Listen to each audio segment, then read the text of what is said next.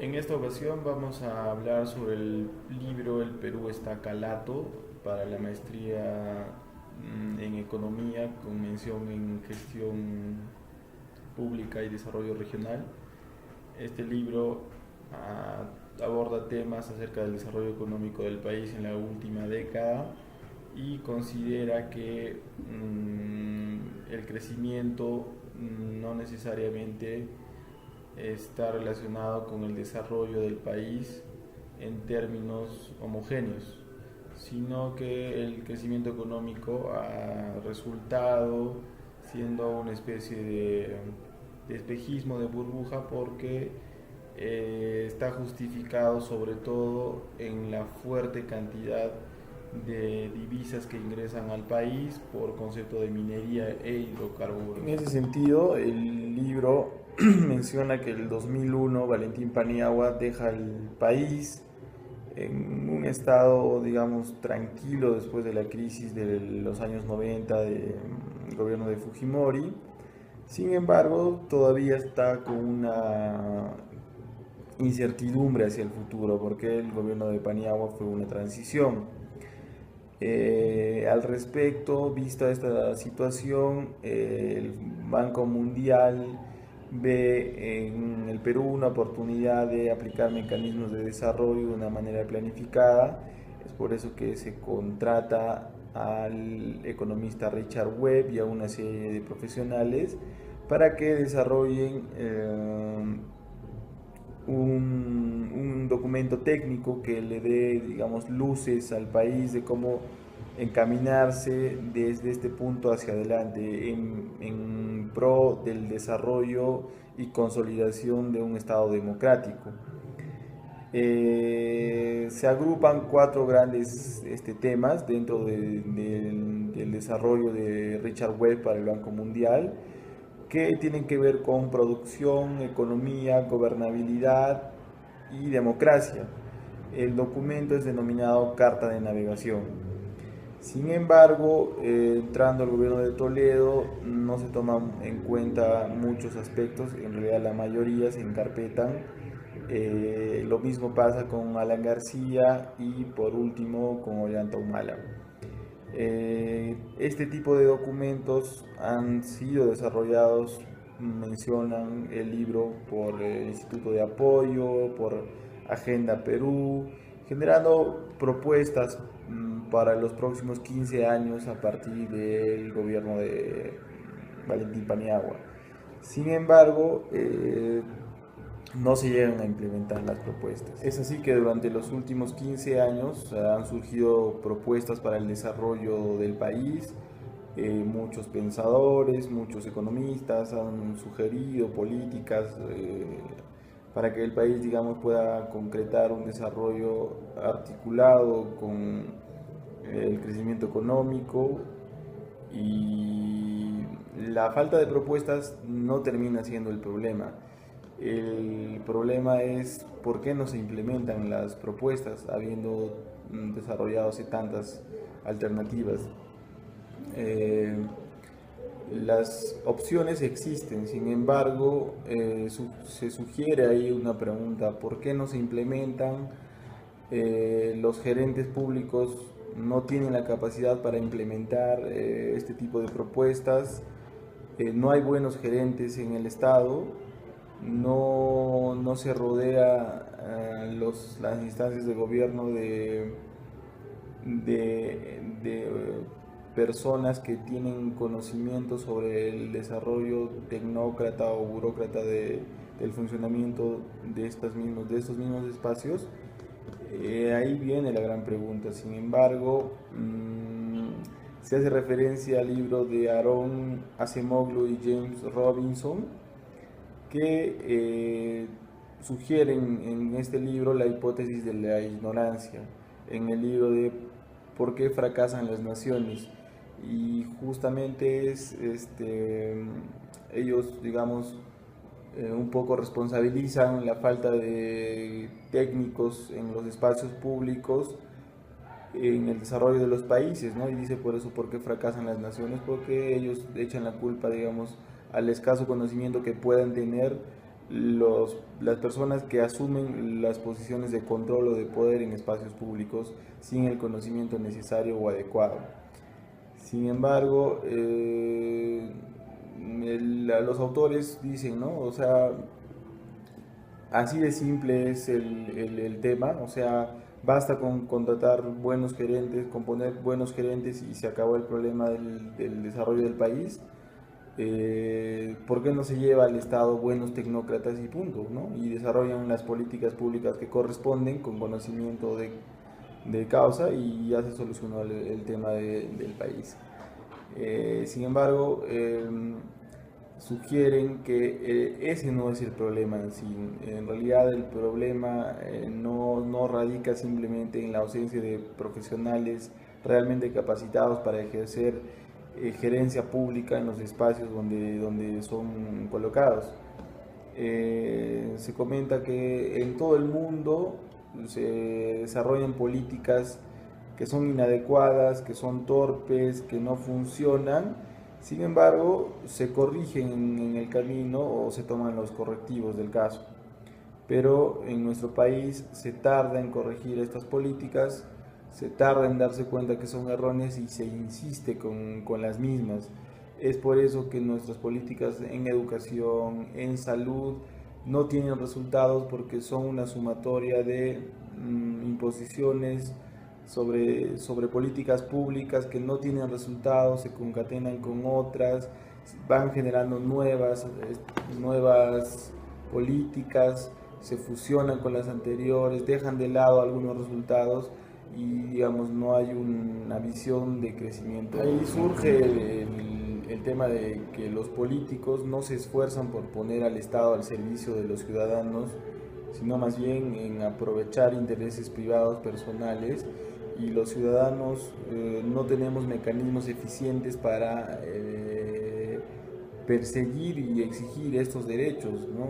Los espacios públicos no son tan abiertos y la ciudadanía no encuentra los mecanismos adecuados para hacer el seguimiento y exigirlo.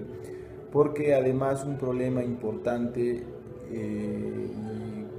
y lo señalan como uno de los fundamentales es el tema de los partidos políticos, que no están siendo sólidos y estables, y sobre todo no están siendo regidos por democracia interna, y además deberían representar a sectores importantes del electorado con vínculos directos con organizaciones gremiales o sociedad civil, que hace que estos espacios se vuelvan legítimos, ¿no? Se legitimicen y tengamos partidos que realmente representen a la sociedad o a espacios sociales de grupos grandes de personas.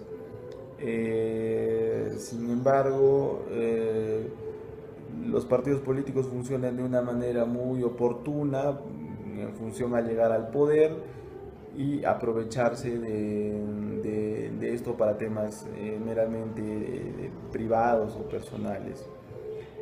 Y el segundo punto que es importante, más allá de lo que habíamos comentado, de si existen o no existen gerentes, o si existen políticas, si existe trabajo intelectual para implementar políticas o desarrollar al país, que sí habíamos comentado que sí existe todo este camino y que no necesariamente el hecho de poner gerentes públicos adecuados resultaría siendo el éxito del camino o esta llamada meritocracia. Vemos que el primer punto son nuestra debilidad a los partidos políticos, y el otro es que necesitamos sistemas judiciales independientes y eficaces que permitan a la población tener confianza en estos espacios, y además que deben ser totalmente transparentes para que la población pueda articularse muy bien a los sistemas judiciales, que los tenemos muy endebles. En nuestro país, gracias a la inflación del primer gobierno de Alan García, tenemos un Banco Central de Reserva que es independiente. En lugar de un sistema judicial operativo, dependemos de las medidas de la prensa para investigar y hacer denuncias. validamos mucho a la prensa y no a nuestros sistemas judiciales. Otro tema importante es que la baja productividad y la informalidad hacen que la gente sea muy impaciente y espere resultados de repente inmediatos y que no le importe la resolución de problemas complejos. Es así que nos volvemos clientelistas porque estamos receptivos a propuestas inmediatas, clientelistas, ¿no? Como se había mencionado. El tema de la inseguridad hace que la sociedad también tenga desconfianza, sea una sociedad desconfiada, con miedo, que se sienta desprotegida y con mucho miedo en el desenvolvimiento en los espacios públicos. Esto hace que la sociedad en conjunto, con la baja productividad, la informalidad y el clientelismo que eso genere una sociedad difícil de gobernar y muy presta a ser conflictiva, a tener problemas internos que van a hacer que la gobernabilidad de un Estado nuevo sea complicada desde el inicio. Entonces hemos hablado de la problemática del Estado, del gobierno, los principales puntos débiles que tiene el Estado para lograr desarrollo en armonía con el crecimiento económico. En este punto el autor sugiere que debemos partir sobre todo por un tema que es primordial, que lo denominan el shock institucional, planteado por el politólogo Carlos Meléndez, sobre todo haciendo incidencia en el tema de partidos políticos, la reforma de los partidos políticos. Evidentemente han habido avances en el Estado mediante el Jurado Nacional de Elecciones, han habido propuestas desde el Congreso, no está en cero el tema. Sin embargo, es algo que se tiene que tocar de manera integral, se tiene que ver por el gobierno, por los nuevos congresistas que vayan a venir en el siguiente periodo de gobierno, y darle un enfoque de integralidad para asegurar que desde los gobiernos o los partidos políticos y los que van a encontrar el espacio de gobierno mediante esto, tengan procedimientos adecuados que permitan al Estado tener un desarrollo pleno en relación directa y en democracia además con los electores que los llevan al poder. Para esto el autor plantea básicamente cuatro propuestas. La primera, el fortalecimiento y concentración de los partidos políticos que establecen o plantean más o menos las reglas de juego para los mismos y que propone que los partidos políticos sean de alcance nacional, que se consoliden y que no sean estacionales, que no aparezcan simplemente para elecciones y que no sea este tema del grupo de amigos que quiere llegar al poder, sino más bien se concentren en generar partidos sólidos y con sostenibilidad en el tiempo. Lo segundo es el tema de la representatividad de los partidos políticos, encontrar los mecanismos que aseguren que dentro de estos partidos van a haber mecanismos democráticos que permitan a los integrantes de los partidos acceder a las cúpulas de poder o a las propuestas políticas por pugnar espacios de poder público que sean gobiernos locales, regionales o nacionales, pero en estricto sentido democrático, y que no exista el tema de los dueños de los partidos que simplemente elección a elección van repitiendo los cargos y van ocupando los espacios a perpetuidad. El tercer punto es mejorar la calidad de los jueces y fiscales por medio de una carrera judicial en meritocracia. Solo así vamos a asegurar los derechos plenos de la sociedad civil y garantizar que los estados de derecho que se ejerzan en democracia mediante los partidos políticos y los gobernantes que ejercen el poder tengan condiciones de regulación y en el ejercicio de sus funciones, y que no puedan atropellar a la sociedad civil ni aprovecharse del poder que la población les confiere, y además que quede separado el tema de los gobiernos, digamos, los que ejercen el poder pleno, el ejecutivo, y que darle la autonomía completa al legislativo y a los estados de jueces y fiscales. Y por último, sugiere dotar de transparencia a las instituciones judiciales para que la población también logre tener confianza en estos estados, que serían el Poder Judicial, el Ministerio Público, el Consejo Nacional de la Magistratura, ya que genera demasiada desconfianza en la población, en la sociedad civil, no confía en sus poderes del Estado, mucho menos en los jueces, en los fiscales. Hay mucha demanda de justicia que, digamos, la sociedad encuentra mucha debilidad, mucha corrupción, y no solo clarificar los espacios judiciales, sino también los espacios públicos mediante los mecanismos de accesibilidad de información a la población y a la sociedad civil. Estos 4 puntos, menciona el autor, van a garantizar el inicio de una reforma del Estado, lo que mencionaba, el shock del Estado, y va a ser, digamos, una primera etapa para dar inicio a esa reforma planteada, y además se sugiere la participación activa de la población, la sociedad civil organizada, que nos plantea que dejemos de mirar de lado, de costado, el desarrollo del país, y que además, si es que estamos en el sector privado y los grupos empresariales de poder que se encuentran en el sector privado y no en el público, también se interesen por el desarrollo pleno del Estado, y que puedan invertir incluso en estos ejercicios de querer sustentar un ejercicio de poder en democracia, en plenitud, y garantizar sobre todo la estabilidad de los 3 poderes del Estado, cada uno en su competencia, y efectivizar para la sociedad civil roles de fiscalización y competencias que les permitan acceder al control del Estado.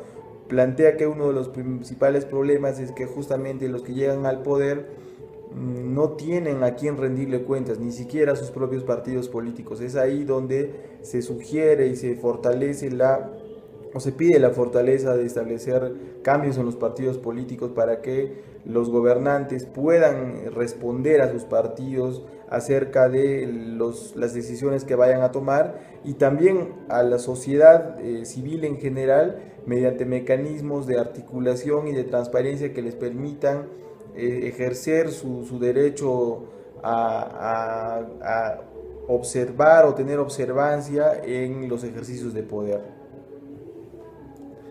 Bueno, esto sería todo en el análisis comprimido, o un análisis, digamos, pequeño que se hace del libro El Perú está calato. Es un libro sobre economía, además que tiene el respaldo de la Universidad del Pacífico. Es un libro interesante, y sugiero a los compañeros que puedan acceder y leer este libro, que tiene un panorama muy amplio en el tema de desarrollo económico y crecimiento del país.